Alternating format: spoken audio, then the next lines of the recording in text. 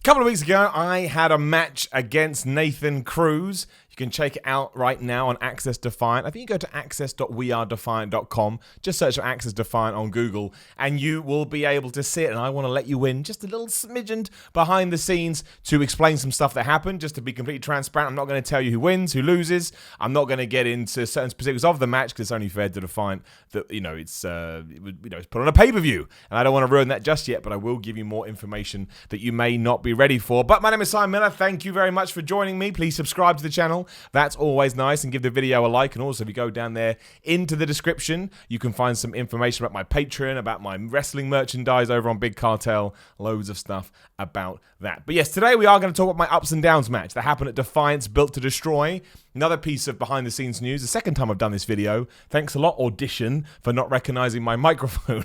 But let's not worry about that. So if you don't know, we did an ups and downs match. And the reason we did an ups and downs match is because it ties into all the YouTube stuff. Now, there's this contingent of people out there in the wrestling community that think it's a disaster and the worst thing ever that I just happen to be a quote-unquote YouTuber as well as a wrestler.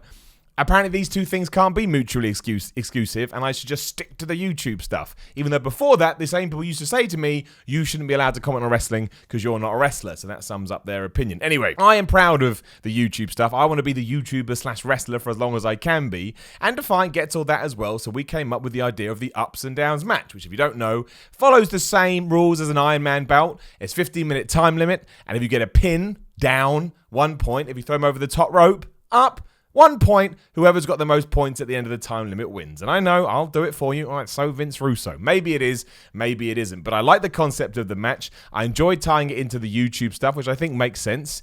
You know, in 2019, look at someone like Orange Cassidy, right? In 2019, I think being able to bring something unique and original to the table is not the most important thing in the world, but it certainly is an aspect and an attribute that you want to be able to have. And I know there are other people in my field doing it, but hopefully I'm doing it in my own way, which is what I want to do. And I think pushing the two things together, just because I like any kind of card, right? You always want to be not second guessing what's going to happen next, but you want to be kept on your toes. And I think if you've got, and I think the whole card was great, but I think if you've got good, match, interesting, cool gimmick match, which I believe we pulled off. And given the concept, I truly think that we introduced some ideas and some story elements that you wouldn't have been able to see if we hadn't have built this foundation around it. And I'll leave that up to you to judge. That's just my opinion. But I thought it told a very original and unique story. And it was one of the first matches I've had where I felt really proud because of that fact. I'm sure you've had other wrestlers say that. And when all was said and done and people got it, I was like, okay, great. You know, that's exactly what we set out to do.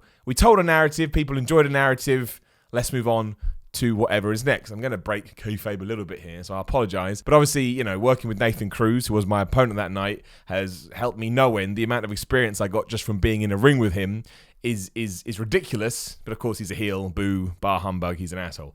I just wanted to put that out there. Tying into the title of this video. Yes, I decided, it's always a risk. Because if you don't know, I get called Goldberg all the time. Some people say it like it's some kind of insult. It's not. I'm all right with it, as I said on my Twitter, at Simon316 before. Look at that cheap plug. I've done it before. But yeah, I thought, and Nathan agreed, it would be quite a nice wink to both sets of fans, who I'll get into in a minute, if I hit him with a spear and I hit him with a jackhammer. Now, I've been doing the spear for a while because I just like the spear and I always wanted to put it in my arsenal. But the jackhammer I'd never done. And a small part of me, especially given all this Kevin Owens stuff recently with, he stole the stunner, call the police. Even though Austin himself said, yeah, you can take the stunner, I don't care. Because you can't just never have a move again. I mean, when was Austin's last official match? WrestleMania 19, which, 2002? 2002, or was it 2003? 2003. It was a long time ago, right? You have to...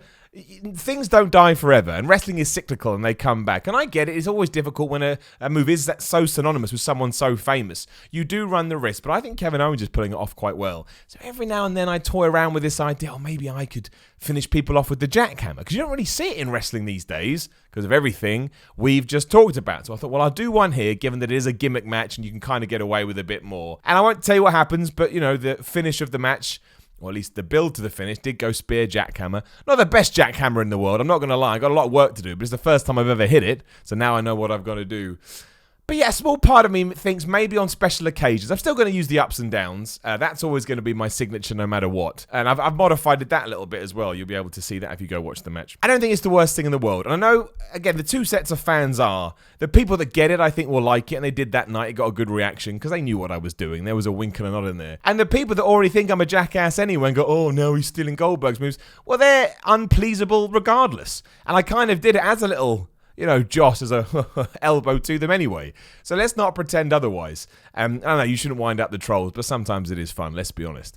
And also, above all of that, like, when I'm backstage about to come out, nobody puts more pressure on themselves than me. But I kind of like that because I think those kind of an opportunity you really care about and you get nervous about, that means you're taking yourself out your comfort zone. And you're probably about to do something that, because you give a damn about, it's going to stay with you and you're going to create a memory. And really, that's what my whole existence is about, as strange as that may sound.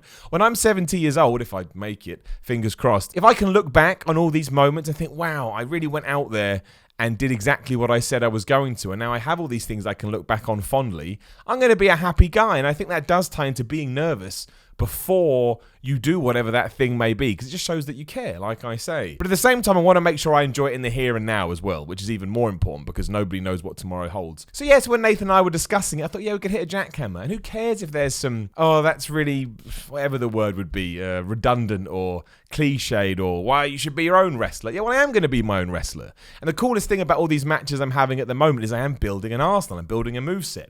And I'm sticking things together. And I'm taking in, maybe I'll try this move tonight. Oh, it worked. I'll try and, I'll double it up with this one. I know you can't do the same spots night in, night out, because then you get the 5 moves of doom and people can predict what you're going to do. But knowing what works for you and what doesn't is a really satisfying and enjoyable ride. So I think if the situation calls for it and it makes sense, why can't I do a jackhammer? The audience will know, and if they don't know, they just think, oh, it's a jackhammer, that's cool. I'm not totally against it, is my point, and I'm really happy, and I've got an odd sense of satisfaction from the point, from the fact that I know Nathan and I put that in there, and we did it for a reason, and it got the required response, or at least the expected and hoped for response. Yeah, maybe I'll use it again in the future, maybe I won't, maybe I will just make it my finishing move. I really don't care. Like, I take wrestling seriously, but I don't take myself seriously, and that's, I think, a difference some people don't get. And if I can work in with anyone who's happy to take it and who gets what's going on, I think it's a worthwhile thing to at least have in the back of my mind. So yes, I did spear and jackhammer someone as a salute to my dad, Goldberg, and I'll absolutely do it again. There's more in that match you can check out. Like I say, I was really proud of the story that we pulled off. I'm still got a long way to go. Nathan helped me in that match a ridiculous degree. But I'm learning, I'm growing experience. That's why I always like to do these videos, because that's how this whole journey started with the wrestling videos over on What Culture. So I like to keep you up to date as much as I can without going too much into it, because I get it, it's wrestling. You don't want to destroy the magic, even though we know what the spells are. So yeah, we'll see. We'll see what's next. But I'm not against. The more I think about it, and the fact, like I say, Kevin Owens is doing it, kind of put a little gleam on my face, a little twinkle in my eye. I was like, okay, if he's doing it and WWE is doing it, why can't I do it? I did tweet Goldberg saying, Goldberg, can I have the thumbs up? Can I have the green light? Unsurprisingly, he didn't reply, but it doesn't mean that he won't. And if Goldberg gets back to me and says, you go get him, son, you smash those fools with jackhammers, I'm having my finishing move as a jackhammer. And on that note, if you're watching this on Friday, have a great weekend. Like the video, share the video, subscribe. Patreon.com/Simon316 supports all my personal projects. And given it is a wrestling themed video, SimonMiller.BigCartel.com. You get a t-shirt, you get an 8x10, a bunch of wrestling merchandise on there. Thank you very much for watching me. I'll see you soon.